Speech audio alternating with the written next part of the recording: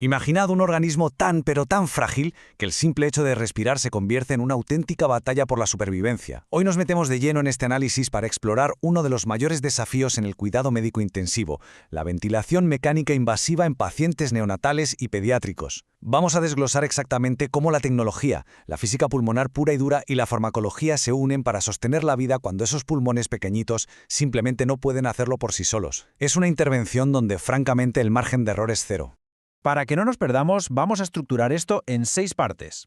Arrancaremos con el fallo respiratorio en neonatos. Pasaremos a los conceptos de mecánica pulmonar. Luego veremos los criterios de soporte ventilatorio. Después nos meteremos en la farmacología de la ventilación invasiva, los tipos de ventilación mecánica y cerraremos con el uso del CPAP. ¡Vamos a ello! Empecemos por el principio. El punto número 1. El fallo respiratorio en neonatos. A ver, antes de intentar entender la máquina en sí, tenemos que comprender la crisis fisiológica que nos lleva a usarla. Fijaos en el entorno de un neonato dentro de una incubadora. O sea, no es solo una caja transparente para que lo veamos, ¿verdad?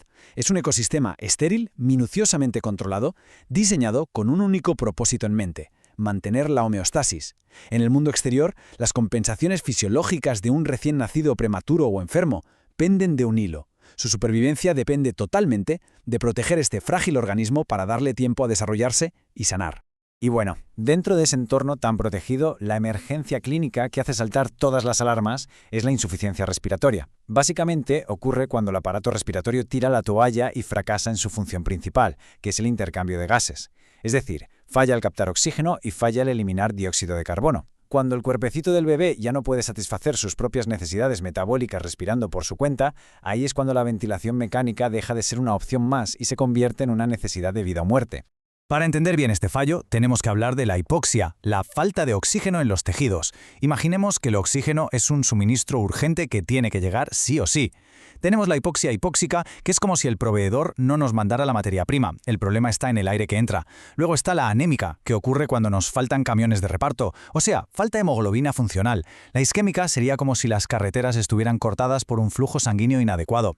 Y por último, la histotóxica. El paquete llega, pero la fábrica está rota y los tejidos directamente son incapaces de utilizar ese oxígeno.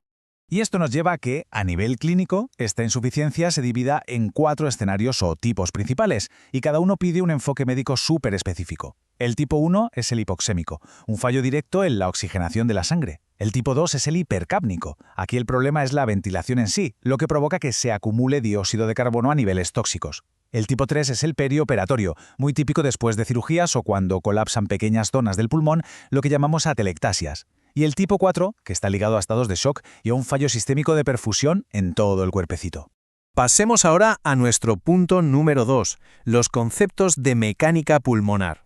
Aquí es donde la cosa se pone interesante, porque la mecánica pulmonar convierte al ventilador de una caja misteriosa en una herramienta de pura precisión matemática. El kit de la cuestión es cómo metemos ese aire. Es un juego de equilibrios peligrosísimo entre 2 variables, volumen y presión. Pensad en un balancín.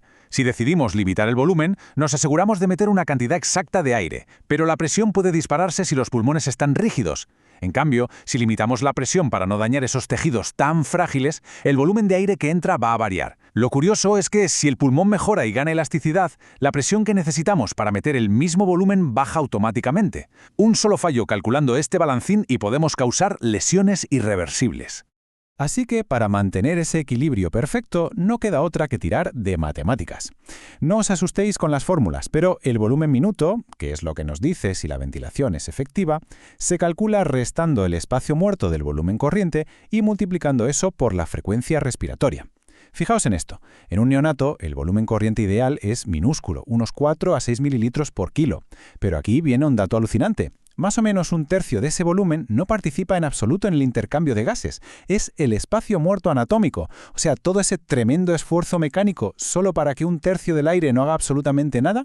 Y si encima los pulmones empiezan a atrapar aire, la ventilación real se nos cae en picado. Lo que nos lleva al punto 3, los criterios de soporte ventilatorio.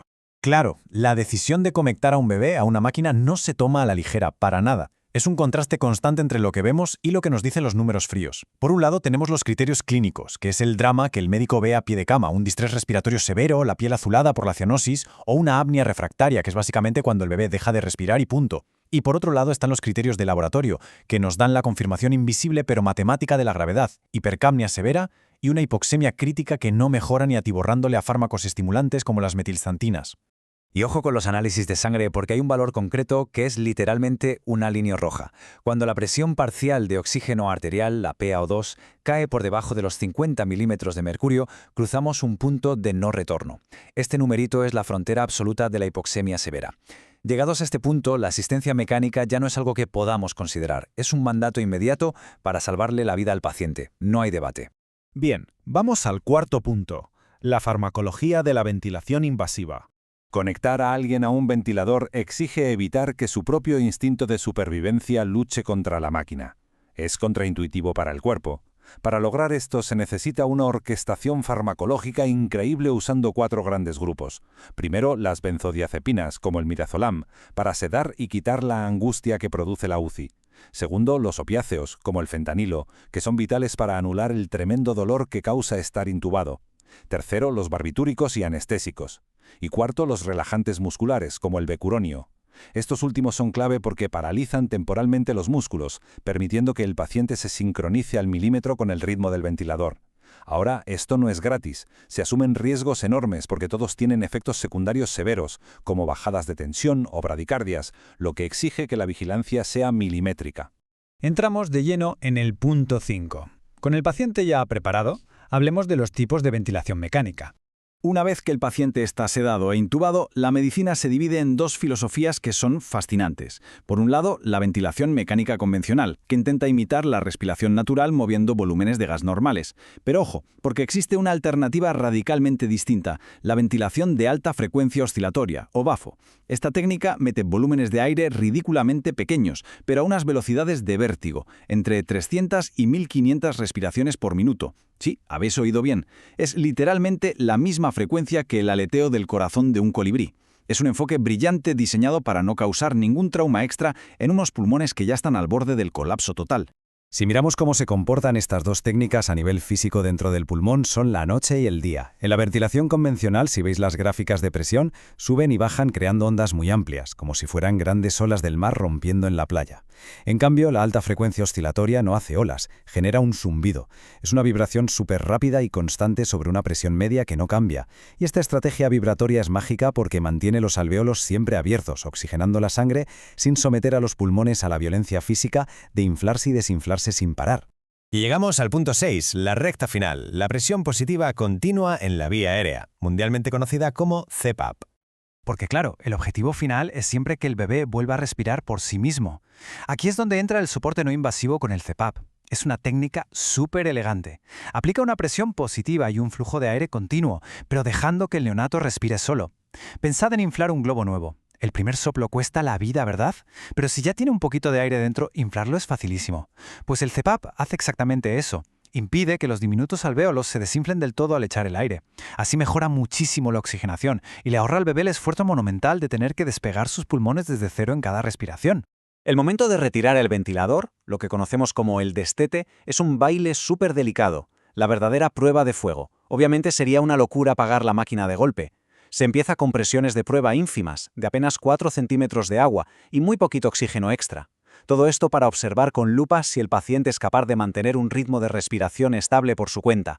Y mientras tanto, los monitores miden los gases en sangre sin parar, para asegurar al 100% que sus órganos vitales no se están quedando sin gasolina ahora que la máquina ya no hace el trabajo duro. Al final de todo esto, ¿te has preguntado alguna vez cómo es posible que fórmulas matemáticas tan frías y calculadas sean las responsables de asegurar el milagro biológico de respirar por uno mismo? Pues ese es el arte supremo de la medicina intensiva. Es usar la física, dominar la farmacología y aplicar una precisión matemática absoluta, todo para devolverle a un recién nacido el control sobre su propia vida. Es, en definitiva, la ciencia más rigurosa, sirviendo como el puente para volver a la normalidad. Y sinceramente, eso es algo absolutamente asombroso.